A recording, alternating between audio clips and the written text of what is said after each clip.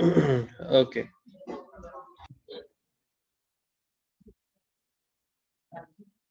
So I'm first asking user to enter its marks. तो marks के लिए हमें एक percentage के लिए एक p variable लेना पड़ेगा. Then we will ask user that lesson enter your percentage. वो percentage enter करेगा. जब वो percentage enter करेगा तो हम लोग उसको scan करेंगे. Scanf and then we will take this variable. किस variable में लेंगे? We have a p variable. P variable किस type का है? Is of type integer. So this is it. Now we have marks of percentage of student in variable p. Now we have to check. We will put if what? If p is greater than 60, 60 से बड़ा है, then what should happen? Then print f what? Lesson first division, suppose whatever it is. ठीक है. अभी अगर ऐसा नहीं है, then else if, क्योंकि हमें मल्टीपल कंडीशन चेक करनी है. else if p is greater than 50 and p is less than 60, इसके बीच में हो तो क्या होना चाहिए? then it must print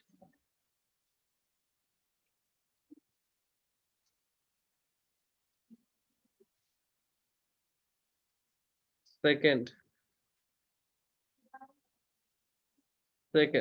Okay, again else if p is greater than 40 and p is less than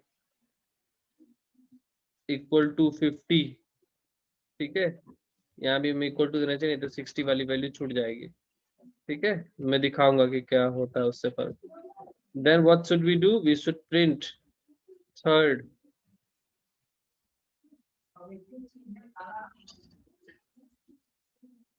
We should say third. Third. Finally else. अगर ये सब में से कोई ट्रू नहीं हुआ, then we should print fail. Fail. Clear? Now I'm going to run this program and see what would be the output. First I have to share my complete screen.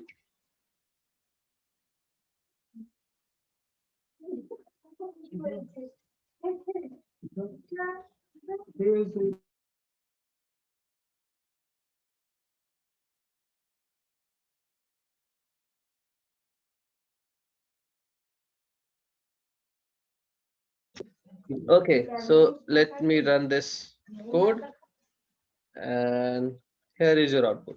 So I want to enter 65%. So it should print first division. See, it is printing first division. Getting my point? अभी क्या करेंगे हम लोग? दूसरा output डाल के देखेंगे. ठीक है, वो देखो चेक पॉइंट्स डालो. सर. हाँ बोलो. सर आपने कुछ ऐसा भी बताया था कि अपन एंड ऑपरेटर की जरा ब्रेक का यूज कर सकते हैं लूप में. ब्रेक का यूज? यहाँ लूप कहाँ है?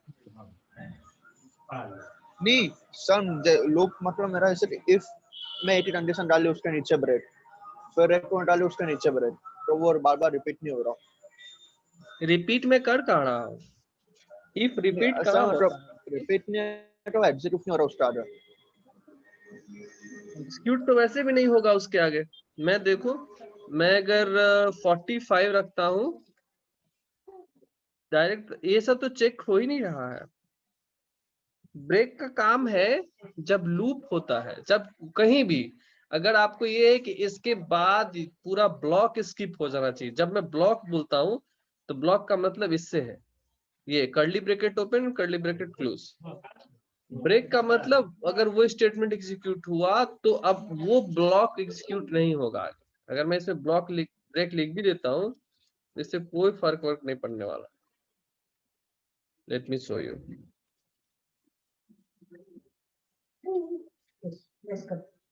देखो देखो क्या एरर दे रहा है। एरर मैसेज दिख रहा है, break statement not within loop और स्विच। ब्रेक स्टेटमेंट जो है वो लूप या स्विच के अंदर नहीं है, तो इसका कोई फायदा नहीं है आपको यूज करके। So this is an error, you should not use, you must not use, ऐसा बोलना चाहिए। अभी पूछो, क्लियर नहीं हुआ पूछो। सर हाँ बोलो। सर अगर कंपाइलर के अंदर ये एरर वाला ब्लॉक शो नहीं हो तो क्या करना चाहिए उसके लिए? क्यों नहीं शो होगा, यहाँ पे होता है, टूल बार में होता है। नहीं, आ वो गया। नीचे कुछ आता नहीं है उसके लिए। एकदम है, व्यू के अंदर है टूल बार के अंदर है, देखो कितने सारे हैं। कंपाइलर दिखाना चाहिए, मेन डिबगर दिखाना चाहिए, ये लॉग्स दिखाना चाहिए, है ना। ये लॉग अगर मैं हटा दूंगा तो नीचे वाला चला गया, गायब हो गया ना।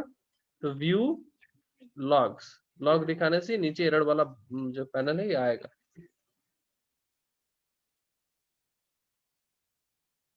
आगे बात समझ में, यही क्वेरी था ना तुम्हारा तो शायद। सर वो टूल्स में आ रहा है कि ऐड कॉन्फ़िगरेशन। क्या टूल्स में जब क्लिक करते हैं मेन्यू में टूल्स ऊपर में तो नहीं, वो ये दिखा रहा व्यू है व्यू ऐड कॉन्फ़िगरेशन। अरे व्यू, आप ओके टूल्स में जाके रहो। व्यू व्यू के मैं स्क्रीन नहीं दिख रही है क्या आपको? व्यू में जाइए, लॉग होगा, लॉग। ये हो गया सर, थैंक ये यू। आपके कीबोर्ड में F2 फंक्शन होगा, F2 को प्रेस कीजिए, हो गया हो उससे गया भी, हो गया हो गया। है ना। Good, great. This should work. Any doubt? अभी देखो मैं 45 एंटर कर रहा तो क्या आएगा, ये third division is third. Now see, मैंने यहाँ पे इक्वल टू क्यों लगाया? इक्वल टू इसलिए लगाया था क्योंकि देखो ऐसा होगा कि किसी स्टूडेंट का मार्क्स अगर 60 है तो वो ना तो इसमें आएगा, ना इसमें आएगा, ना इसमें आएगा, किसी में फॉल ही नहीं करेगा। समझ में आई बात? तो इसलिए मैंने यहाँ पे इक्वल टू लगाया, बारी बारी से बहुत सारी चीजों को समझते हैं इसमें, ठीक है, तो किसी न किसी में फॉल करे। अब दूसरी बात रही, मैं समझा रहा था कि एंड ऑपरेटर कैसे काम करता है। So working of and operator, what is required that these two, ये वाला लेफ्ट साइड वाला और राइट साइड वाला दोनों ही कंडीशन ट्रू हो। ये क्या है? This is an logical operator. Logical operator, logical operator क्या करता है? बूलियन आउटपुट देता है, ट्रू या फॉल्स, 1 और 0। so either this statement is true or false. So the moment both the expression this and this is true, then only this will be satisfied, ठीक है। And बोलता है true true and is true. Any doubt? If you have any doubt just ask me. No sir. Then I should ask you. Sir वो एक बार equal to less than इसका sign का मतलब एक साथ यूज क्यों करते हैं, मुझे बता दो। क्या क्या किसका मतलब बताओ? सर जैसे अपन डबल इक्वल टू यूज करते हैं या ऐसा यूज करते हैं तो क्यों करते हैं? डबल इक्वल टू, तुमने पहला चैप्टर नहीं पढ़ा? सर पढ़ा है ना। तो फिर डबल इक्वल टू, अगर एक्स वाई को तुम्हें कंपेयर करना है कि दोनों बराबर है कि नहीं, तो डबल इक्वल टू यूज करोगे। अगर एक्स में वाई की वैल्यू रखनी है तो सिंगल इक्वल टू यूज करोगे। समझ में आई बात? सर अगर मुझे ये चेक करना था कि P और 60 बराबर है कि नहीं, यानी P में भी 60 है कि नहीं, तो मैं डबल इक्वल टू यूज करूंगा। अगर मुझे P में 60 रखना होगा तो मैं सिंगल इक्वल टू यूज करूंगा। क्लियर? Okay sir, clear. अभी मुझे बताएगा श्वेतकेत। श्वेतकेत जस्ट अनम्यूट योर माइक। 60 से बड़ी वैल्यू यूज करो, करके देखो ना, मैं तो किया ना। अभी यूज किया मैं 95 यूज कर रहा हूँ। आ रही है फर्स्ट डिविजन जतिन?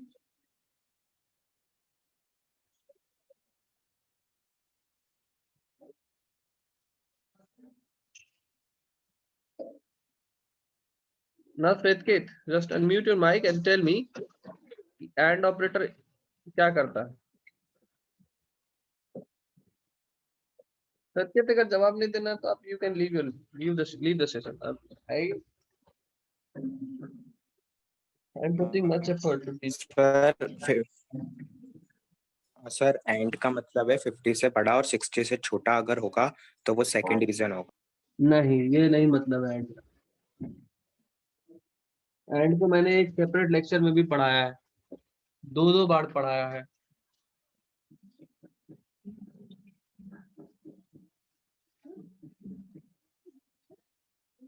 क्या होगा बताओ? अभी तो तुम why you are not asking?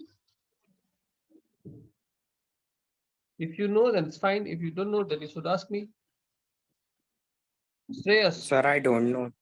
हाँ sir, don't know you should ask me ना। मैंने अभी बोला ना कि एनी प्रॉब्लम तो यू आर जस्ट आइडियल। और फिर आप थोड़े दिन बाद बोलोगे कि सर कुछ समझ में नहीं आ रहा, तो ऐसे का नहीं ना चलता बच्चे।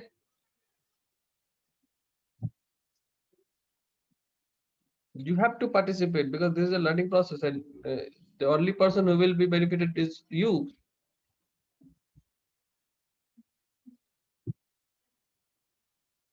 Okay, anyway, Shreyas, yes sir. हाँ बताओ तो बच्चे एंड का मतलब क्या होता है? किसका सर? एंड सिंगल एंड और डबल। यही डबल एंड, जो भी कुछ है double and. Double and sir ये एंड करता है तो अगर दोनों कंडीशन ट्रू होती है तो ही इफ चलता है। ग्रेट, बहुत बढ़िया, हाँ। गुड। तो देखो ग्रुप पे देखो, ग्रुप में बहुत सारे बच्चों को आता है। अगर आप कुछ बच्चे हैं जिन्हें नहीं आता है तो इसमें कुछ बुरी बात नहीं है। आप पूछिए, ग्रुप पे पूछिए, डिस्कस कीजिए। Sitting ideal in lecture will not work. बहुत आसान चीजें हैं, मतलब छोटी छोटी चीजें हैं।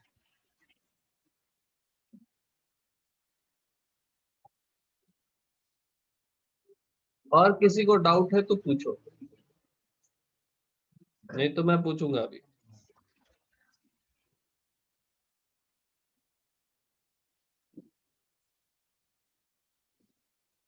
वेदांत, Vedant unmute your mic.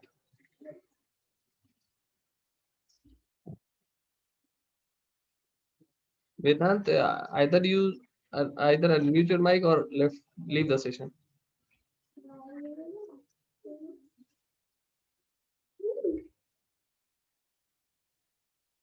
You are not responding. I'm just throwing you out from the session. I'm just removing you.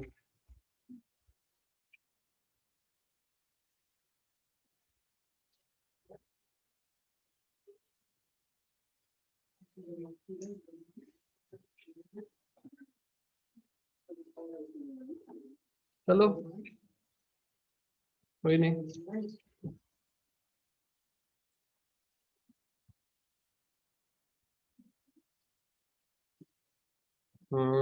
तो हमें आगे बढ़ना चाहिए। एंड देन तो ये वाला प्रॉब्लम हम लोगों ने देख लिया है ना। तो इसको आप लोग पढ़ना फिर देखना। एंड ये हमने देख लिया, एलजिफ को देख लिया। देखो इसने बता रहा है कि note that else if clause is nothing different, it is just a way of rearranging else with if that follows it. This will be evident if you look into the following code. बोला if लगाओ, else लगाओ, और else के अंदर if लगाओ।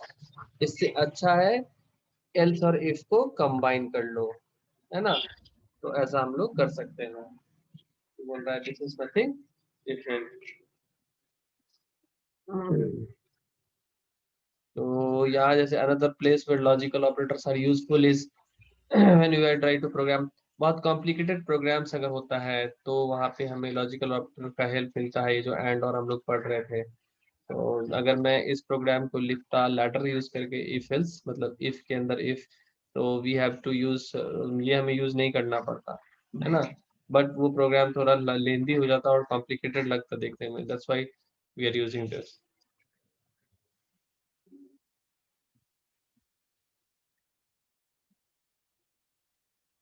Okay sir हाँ बोलो। Sir example 2.1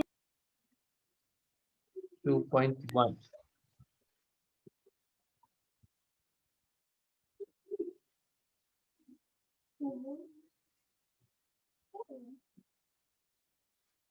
let me open 2.1 कौन से पेज में बच्चे? 2.2 आ गया।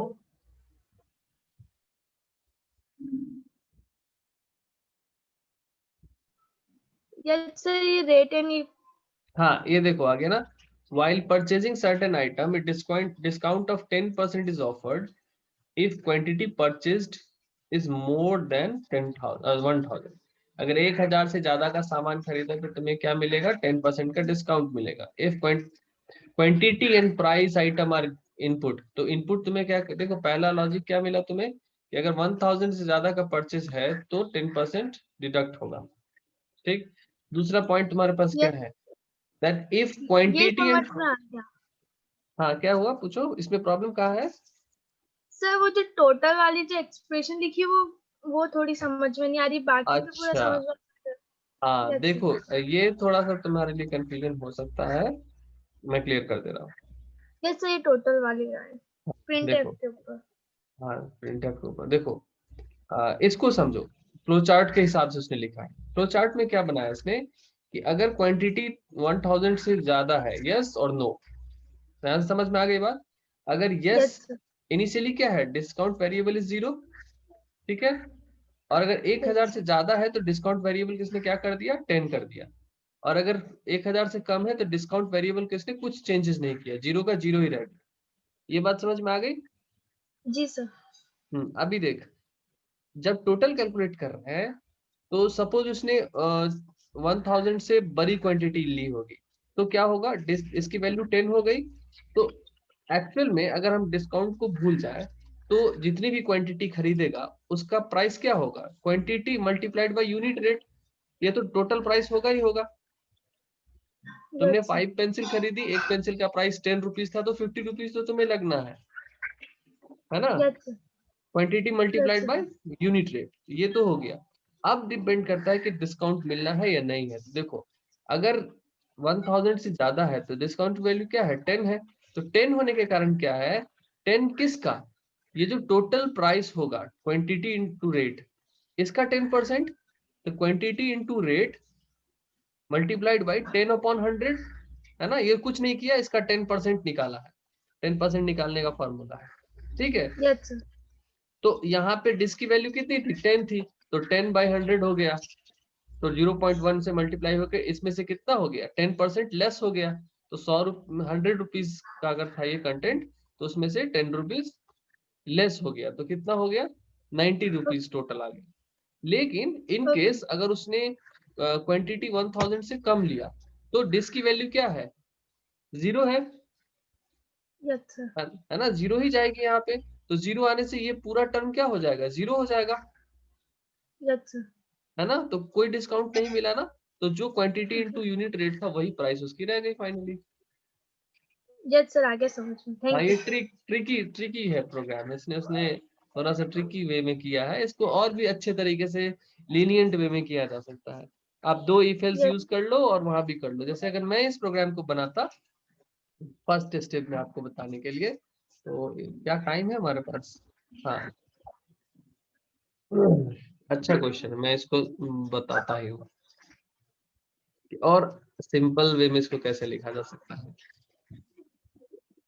Discount if else discount, Yes, sir. यही पूछना था कि थोड़ा सिंपल वे में और कैसे, ये थोड़ा हाँ हाँ हाँ, कॉम्प्लिकेटेड उसमें बताया। इतना कॉम्प्लिकेटेड नहीं बनाना, हम लोगों को तो सिंपल प्रोग्राम लिखना है पहले ना, तो लेट अस सी, अगर ये सेशन क्लोज हो गया तो नेक्स्ट सेशन हम लोग कंटिन्यू करेंगे।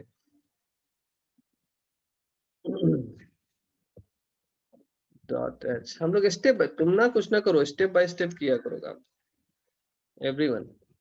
तो हमें सबसे पहले क्या है, उसने वो मुझे देगा क्या, मुझे वो देगा इनपुट में क्वांटिटी और प्राइस पर आइटम, ये दो चीजें हमें इनपुट से मिलेंगी। तो हमें int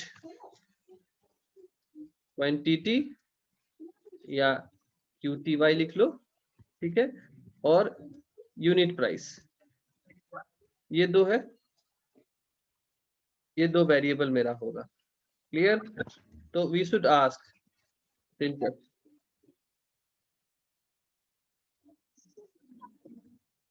so we should ask lesson enter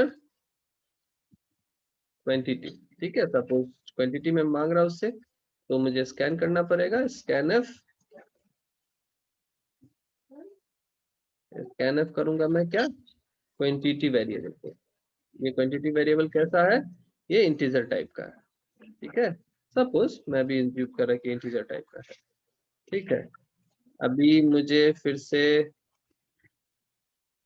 दूसरा प्रिंट लिखना है, printf lesson enter unit price, ठीक है। उसने जो भी यूनिट प्राइस दिया उससे मुझे स्कैन करना है, percentage D comma ampersand unit price, ठीक है। दोनों ही चीजें मिल गई मेरे पास में। अभी मुझे क्या करना है कि अगर quantity if quantity sorry QTY है ना, क्वांटिटी इज ग्रेटर देन 1000, ठीक है, तो टोटल, तो पहले मैं डिस्काउंट कैलकुलेट करता हूँ। डिस्काउंट इक्वल टू, डिस्काउंट क्या होगा, quantity multiplied by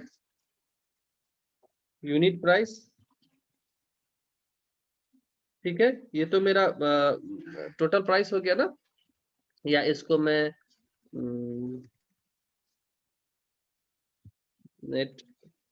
net amount एक में वेरिएबल लिया, या सपोज कुछ भी लिया, उससे कोई फर्क, MUNT, ठीक है। मैं जो मुझे यहाँ डिफाइन भी करना पड़ेगा एक वेरिएबल नेट अमाउंट, ठीक है। नेट अमाउंट मेरा क्या होता है, इतना होता है एक्चुअली, एक्चुअल मेरा इतना पे हमको करना होता है जनरली। तो ये तो ऊपर भी हम लोग लिख सकते हैं, कहीं भी लिख सकते हैं। अभी मुझे डिस्काउंट क्या होगा, discount is nothing but net amount का जो भी डिस्काउंट है, डिस्काउंट परसेंटेज डिवाइड बाय 100, ये यही हुआ मेरा डिस्काउंट। तो पहले डिस्काउंट वेरिएबल डिफाइन कर लो। डिस्काउंट वेरिएबल को क्या रख दिया हमने, सॉरी, डिस्काउंट अमाउंट, ठीक है, ठीक है। और डिस जो है ये हमारा क्या है, 10 है, ठीक है। कितना परसेंटेज ऑफ डिस्काउंट, तो मैं इसको परसेंटेज ऑफ डिस्काउंट बोलता हूँ। समझ में आ रही है बात सबको? Yes sir. है ना? तो मैंने नेट अमाउंट कैलकुलेट किया, मतलब अगर 5 पेंसिल है और एक पेंसिल का प्राइस 2 रुपीज है, तो हमारा 10 रुपीज टोटल होगा नेट अमाउंट। अब उस नेट अमाउंट में हमें 10% डिस्काउंट चाहिए, तो नेट अमाउंट का 10% हमने निकाल लिया, तो ये मुझे मिल गया। अब मुझे क्या करना है, डिस्काउंटेड